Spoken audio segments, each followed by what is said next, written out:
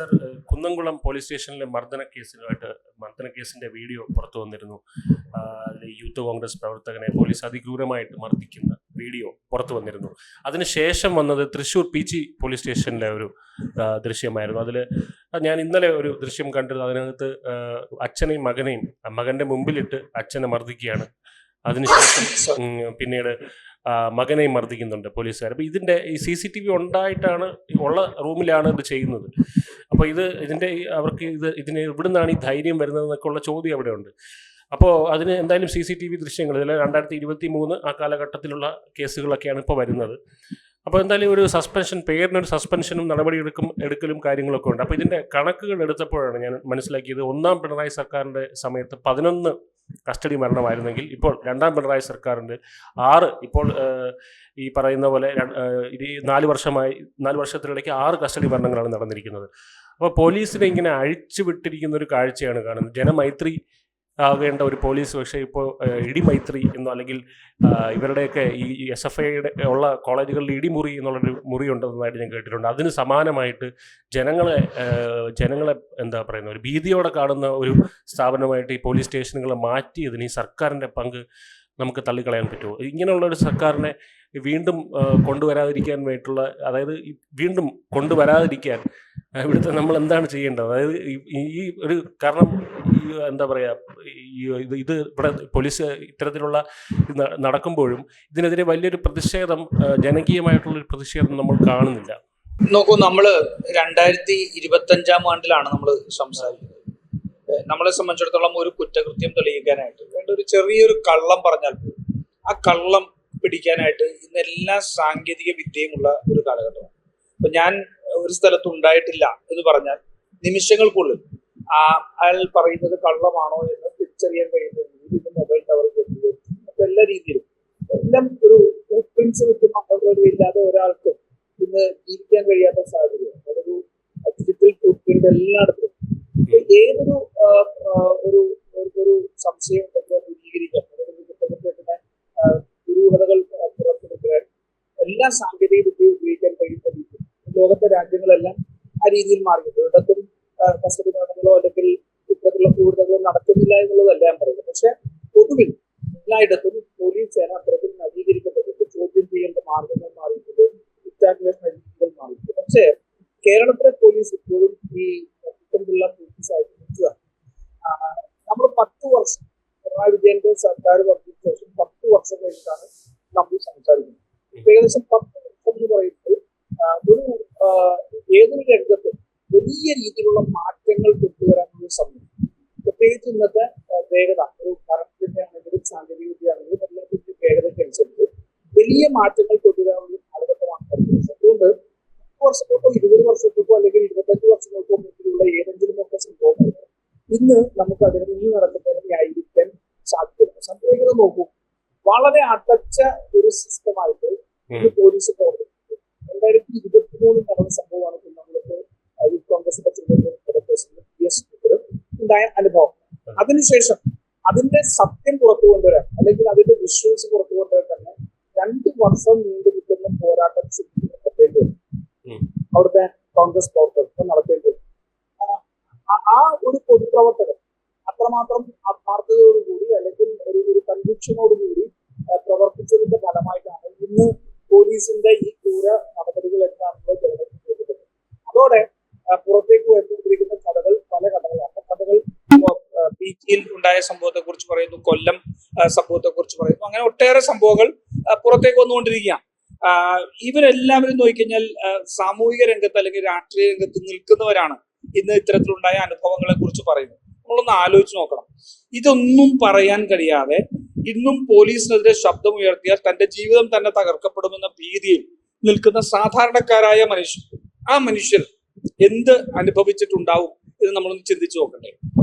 Helmet ഇടാത്തതിന്റെ പേരിൽ കർണപുടം അടിച്ചു പൊട്ടിക്കുന്ന സാഹചര്യം, പോലീസിനോട് ചോദ്യം ചെയ്താൽ പോലീസ് തിരിച്ചാക്രമിക്കുന്ന സാഹചര്യം, അങ്ങനെ എവിടെ കണ്ടാലും പോലീസ് അമിതാധികാരം ഉപയോഗിക്കുന്ന ഒരു സാഹചര്യത്തിലേക്ക് കേരളം മാറിയിട്ടുണ്ട്. ഇത് അനുഭവിക്കുന്ന സാധാരണക്കാരായ മനുഷ്യർക്ക് പുറത്തു പറയാൻ പോലും ഭയത്തിൽ നിൽക്കുകയാണ്. അതാണ് ഏറ്റവും പ്രധാനപ്പെട്ട പ്രശ്നം. 2023 കേരളത്തിന്റെ നിയമസഭയിൽ മുഖ്യമന്ത്രി പിണറായി വിജയൻ നൽകിയ ഒരു മറുപടിയിൽ 823 പോലീസ് ഉദ്യോഗസ്ഥർ അവർക്കെതിരെ ക്രിമിനൽ കേസുകൾ ഉണ്ട് എന്ന് പറയുണ്ടായി. അതിൽ 13 പേർക്കെതിരെയാണ് സസ്പെൻഷൻ അല്ലെങ്കിൽ പിരിച്ചുവിട്ടത്. 13 പേരെയാണ് പോലീസിൽ നിന്ന് പിരിച്ചുവിട്ടത്. ബാക്കിയുള്ളവർക്കെതിരെ പിരിച്ചുവിടൽ നടപടി ഉണ്ടായിട്ടില്ല. ഇപ്പൊ ഞാൻ അതിനുശേഷം ഒരു 108 പേരെ പിരിച്ചുവിട്ടതായിട്ടുള്ള രേഖകൾ പറയുന്നുണ്ടെങ്കിൽ പോലും അപ്പോൾ എത്ര പേര് ക്രിമിനൽ കേസുകൾ ഉണ്ടായിരുന്നു എന്നുള്ള രേഖ പുറത്തു വരുന്നില്ല. അപ്പൊ ഞാൻ 2023 സാഹചര്യം വെച്ചെടുത്താൽ 828 ക്രിമിനലുകൾ ഉള്ള പോലീസിൽ 13 പേരെ മാത്രം പിരിച്ചുവിട്ടു എന്ന് പറയുമ്പോൾ ഏകദേശം 813ഓളം പേർ അല്ലെങ്കിൽ 812ഓളം 10 മേൽ ക്രിമിനലുകൾ നമ്മുടെ സംവിധാനത്തിലുണ്ട് എന്നുള്ളതാണ്. നമ്മൾ സാധാരണ മനുഷ്യർ ഈ 800 ചില്ലാനമുള്ള ക്രിമിനലുകളെ ഭയന്നു വേണം നമ്മൾ ജീവിക്കാൻ. ഞാനും നിങ്ങളുമൊക്കെ വഴിയിൽ കൂടി യാത്ര ചെയ്യുമ്പോൾ അല്ലെങ്കിൽ നമ്മുടെ ജീവിതയാത്രയിൽ എങ്ങോട്ടെങ്കിലും പോകുമ്പോൾ എവിടെയെങ്കിലും വെച്ച് എന്തെങ്കിലും പ്രശ്നം ഉണ്ടായിക്കഴിഞ്ഞാൽ നമ്മൾ ഒരുപക്ഷെ അഭിമുഖീകരിക്കേണ്ടി വരുന്നത് ഈ 800 ക്രിമിനലുകളിൽപ്പെട്ട ഉദ്യോഗസ്ഥരായിരിക്കണം. ഇതാലോചിക്കുക. അപ്പൊ ഒരു ഭരണകൂടത്തിന് 13 പേരെയോ 108 പേരെയോ പിരിച്ചുവിട്ടു എന്ന് പറഞ്ഞ് അഭിമാനം കൊള്ളാൻ കഴിയില്ല. കാരണം 1000-നടുത്ത് ഈ ക്രിമിനലുകൾ ഇന്നത്തെ പോലീസ് സംവിധാനത്തിലുണ്ട് എന്നുള്ളതാണ് ഏറ്റവും പ്രധാനപ്പെട്ട പ്രശ്നം.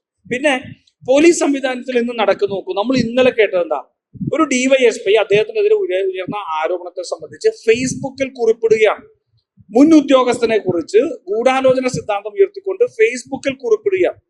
ഇന്ന് രാവിലെ ഫയർഫോഴ്സിന്റെ DGP പോലീസ് ആസ്ഥാനത്തെ പ്രവർത്തനത്തെ സംബന്ധിച്ച് പരസ്യമായ വിമർശനം ഉന്നയിക്കുക. ഒന്ന് ആലോചിച്ച് നോക്കൂ. ഒരു പോലീസ് സേന എന്ന് പറഞ്ഞാൽ ഏറ്റവും പ്രൊഫഷണൽ ആയിട്ട് ഫംഗ്ഷൻ ചെയ്യേണ്ട ഒരു സേനയാണ്. പ്രൊഫഷണൽ ആയിരിക്കും. അങ്ങനെ ഏറ്റവും പ്രൊഫഷണൽ ആയിട്ട് ഫംഗ്ഷൻ ചെയ്യേണ്ട ഒരു പോലീസ് സേന ഇന്ന് എല്ലാ അച്ചടക്കവും ലംഘിച്ച് രാഷ്ട്രീയക്കാരെ പോലെ പരസ്പരം പഴിചാരുകയും കുറ്റം പറയുകയും ചെയ്യുന്നൊരു സേനയായിട്ട് മാറി. നമ്മള് സുജിത് ബാബുവിന്റെ കേസ് നമ്മൾ കണ്ടല്ലോ. അജിത് കുമാറിനെ കുറിച്ച് അൻവറിനോട് ഫോൺ സംഭാഷണത്തിൽ പറയുന്ന കാര്യങ്ങൾ നമ്മൾ കേട്ടല്ലോ. P. വിജയനെ എങ്ങനെയാണ് പുറത്താക്കിയത് എന്നുള്ളത് സംഭവം നമുക്ക് ചെയ്യുന്നുണ്ടല്ലോ. DGP ഇടുന്ന ഉത്തരവുകളെ ADGP അനുസരിക്കാതെ ADGP മറികടക്കുന്ന സാഹചര്യം നമ്മൾ കണ്ടു. അങ്ങനെ പിണറായി വിജയന്റെ നേതൃത്വത്തിൽ കഴിഞ്ഞ 10 വർഷക്കാലം ഉണ്ടായത് ഏറ്റവും അൺപ്രൊഫഷണൽ ആയിട്ട് ഈ പോലീസ് സേനയെ മാറ്റാൻ സാധിച്ചു എന്നുള്ളതാണ്. ഇവിടെ പോലീസ് സേനയ്ക്കകത്ത് യാതൊരു അച്ചടക്കവും ഇല്ല എന്ന് മാത്രമല്ല ഉള്ള കുറ്റകൃത്യങ്ങളെ മുഴുവൻ മൂടി വെക്കാൻ ശ്രമിക്കും. ഇതിന് ആത്യന്തികമായ പ്രശ്നം എന്താ? ഇതിന്റെ പ്രശ്നം ഈ പോലീസ് സേനയെ പിണറായി വിജയൻ സർക്കാർ അവരുടെ രാഷ്ട്രീയ താല്പര്യങ്ങൾക്ക് വേണ്ടി ഈ കൊള്ളരുതായ്മകൾ ചെയ്യാൻ വേണ്ടി ഉപയോഗപ്പെടുത്തി എന്നുള്ളതാണ്. നമ്മൾ ഏറെ ചർച്ചയാണ്. RSSന്റെ 2 നേതാക്കന്മാരെ കേരളത്തിന്റെ ADGP പോയി കണ്ടിട്ട് അയാൾക്ക് എല്ലാ സംരക്ഷണവും കൊടുക്കുന്നു എന്ന് മാത്രമല്ല അയാളുടെ അഴിമതികളെയും അയാളുടെ ചട്ടവിരുദ്ധമായിട്ടുള്ള പ്രവർത്തനങ്ങളെയും എല്ലാം സംരക്ഷിക്കുക. അങ്ങനെ ഒരു പോലീസ് ഉദ്യോഗസ്ഥനെ എന്തെങ്കിലും തെറ്റ് ചെയ്താൽ സർക്കാരിന് സംരക്ഷിക്കാൻ കഴിയാത്ത സാഹചര്യം സംരക്ഷിക്കാതിരിക്കാൻ കഴിയാത്ത സാഹചര്യത്തിലേക്ക് എത്തി. ഒരു സാങ്കല്പിക ചോദ്യമാണ്. നാളെ ADGP അജിത് കുമാറിനെതിരെ ഒരു നടപടിയോ ഒരു പ്രസ്താവനയോ പിണറായി വിജയൻ ഇറക്കുന്നു എന്ന് വിചാരിക്കുക. ആ ADGP അജിത് കുമാർ തിരിഞ്ഞു നിന്നുകൊണ്ട് താൻ സ്വപ്ന സുരേഷിന്റെ സംഭവത്തിൽ ഷാജോൺ അല്ലെ അങ്ങനെ ആ മാധ്യമ പ്രവർത്തനം ഉപയോഗപ്പെടുത്തി അത് അട്ടിമറിക്കാൻ നടത്തിയ ശ്രമങ്ങളെ കുറിച്ച് തുറന്നു പറഞ്ഞാൽ RSSന്റെ ഏറ്റവും തീവ്രമായ 2 നേതാക്കന്മാരെ കണ്ടുകൊണ്ട് എന്ത് രാഷ്ട്രീയ ഒത്തുതീർപ്പാണ് താൻ നടത്തിയത് എന്ന് താൻ പറയേണ്ടി വന്നാൽ തൃശൂർ പൂരത്തിന് പുറകിൽ എന്തായിരുന്നു ലക്ഷ്യം എന്നുള്ളത് പുറത്തു വന്നാൽ പിണറായി വിജയൻ മുഖം നഷ്ടപ്പെട്ടു നിൽക്കുന്ന സാഹചര്യം ഉണ്ടാവില്ലേ? അപ്പൊ പിണറായി വിജയന് പ്രകോപിപ്പിക്കാൻ കഴിയാത്ത ഉദ്യോഗസ്ഥനായിട്ട് അജിത് കുമാർ മാറിയിരിക്കുന്നു. അജിത് കുമാർ സ്വാഭാവികമായിട്ടും ഈ പോലീസ് സേനയിലുള്ള ഒട്ടേറെ ക്രിമിനലുകളെ ഉപയോഗിച്ചുകൊണ്ടാണ് ഈ പ്രവർത്തനങ്ങൾ മുഴുവൻ മുഖ്യമന്ത്രിക്ക് വേണ്ടി നടത്തിയിട്ടുള്ളത്.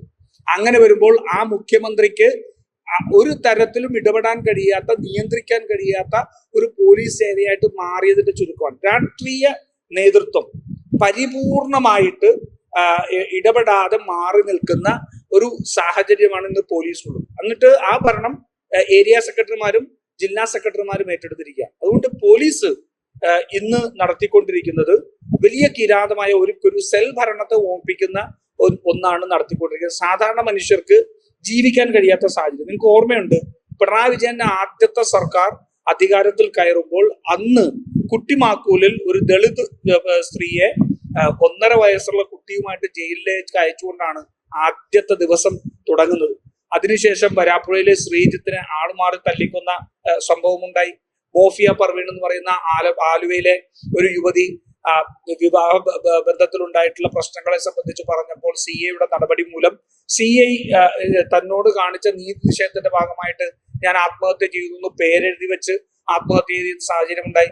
തൃശ്ശൂരിൽ വിനായകൻ എന്ന് പറയുന്ന ഒരു ദളിത് യുവാവ് കൊല്ലപ്പെടുന്ന സാഹചര്യം ഉണ്ടായി. കിളിക്കല്ലൂർ ഉണ്ടായ സംഭവം നമുക്കറിയാം. ഇപ്പൊ കുന്നംകുളം, പീച്ചി, കൊല്ലം മുതൽ ഇങ്ങോട്ടേക്ക് എല്ലായിടത്തും പോലീസിന്റെ തേർവാഴ്ചയാണ് കണ്ടുകൊണ്ടിരിക്കുന്നത്. അത് തീർച്ചയായിട്ടും ജനങ്ങളെ സംബന്ധിച്ചിടത്തോളം വലിയ ഭീതി ഉണ്ടാക്കുന്ന ഒന്നാണ്. തങ്ങളെ സംരക്ഷിക്കാൻ ആരുമില്ല. അതേസമയം ഒരു മറുഭാഗത്ത് നോക്കൂ, ഗുണ്ടകൾ വളരെ കൃത്യമായിട്ട് നടക്കുകയല്ലേ. പൊതുവഴിയിൽ നിന്ന് കേക്ക് മുറിച്ച് ജന്മദിനാഘോഷം നടത്തുന്ന ഗുണ്ടകൾ, കോട്ടയത്ത് ഗുണ്ടയെ തല്ലിക്കൊന്നു പോലീസ് സ്റ്റേഷന് മുമ്പിൽ കൊണ്ടുവരുന്ന ഗുണ്ടകൾ. അങ്ങനെ കേരളത്തിലെ പ്രതിപക്ഷ നേതാവ് നിയമസഭയിൽ പല പ്രാവശ്യം പറഞ്ഞല്ലോ, കേരളത്തെ ഒരു ഗുണ്ട കോറിഡോർ ആക്കി മാറ്റാൻ സാധിച്ചു. ഇന്ന് പോലീസിന്റെ കമ്മിറ്റ്മെന്റ് മുഴുവൻ ഗുണ്ടകളോടാണ്. അവർക്ക് സ്വൈരവിഹാരവും സാധാരണക്കാരായ മനുഷ്യർക്ക് ഏറ്റവും വലിയ ഭീതിയോടുള്ള ജീവിക്കേണ്ട സാഹചര്യത്തിലേക്കും എത്തിച്ചു എന്നുള്ളതാണ് പിണറായി വിജയൻ സർക്കാർ കേരളത്തോട് ചെയ്യുന്നത്.